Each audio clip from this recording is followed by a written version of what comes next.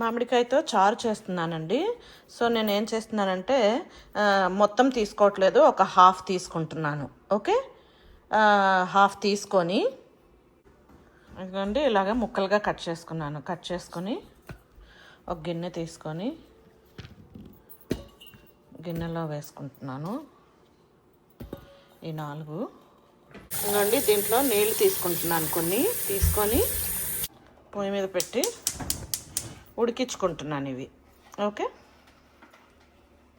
ఇవి ఉడుకుతూ ఉంటాయి. ఈ లోపల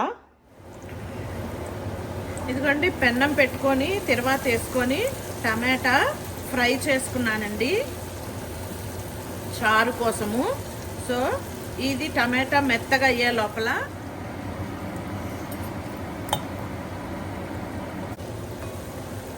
ఇందాక ఉడకపెట్టుకున్నాను కదండి మామిడికాయ, దాన్ని ఇలాగా బాగా మ్యాష్ చేసుకున్నాను అన్నమాట. చూడండి ఈ విధంగా మ్యాష్ చేసుకున్నాను.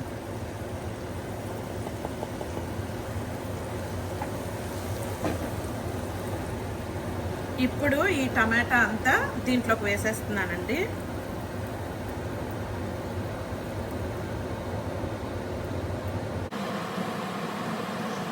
బాగా కలిపేసి దీనికి చారుకి మనం నీళ్ళు ఎలా పోసుకుంటామో అలా పోసుకోవాలండి.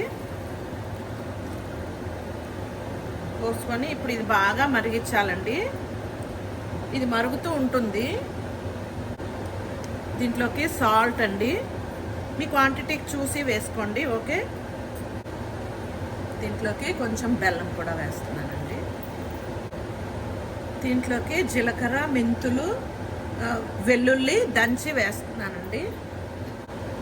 కొంచెం కారము, కొంచెం చారు పొడి. అంతా చారులాగేనండి, అంతా మామిడికాయ వేస్తాం అంతే పులుసులాగా వాటర్లోని. ఇంకా మొత్తం చారులాగే అన్నమాట. నాకైతే ఇప్పుడే తినేయాలనిపిస్తోందండి.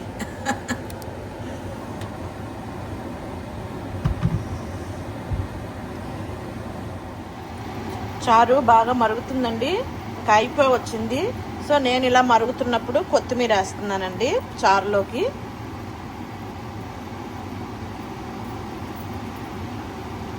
అంతే, గుమగుమలాడే మామిడికాయ రసం రెడీ అండి. చూడండి పక్కనే అన్నం కూడా అవుతుంది. అన్నం అవగానే రసం వేసుకొని లాగించేస్తానండి. అంతగా గుమగుమ వాసన వస్తుంది రసం అనేది, మామిడికాయ రసం అనేది. Thanks for watching. Wait for next video. మీరు కూడా అందరూ చేసుకొని ఎంజాయ్ చేయండి. Please like, share, subscribe.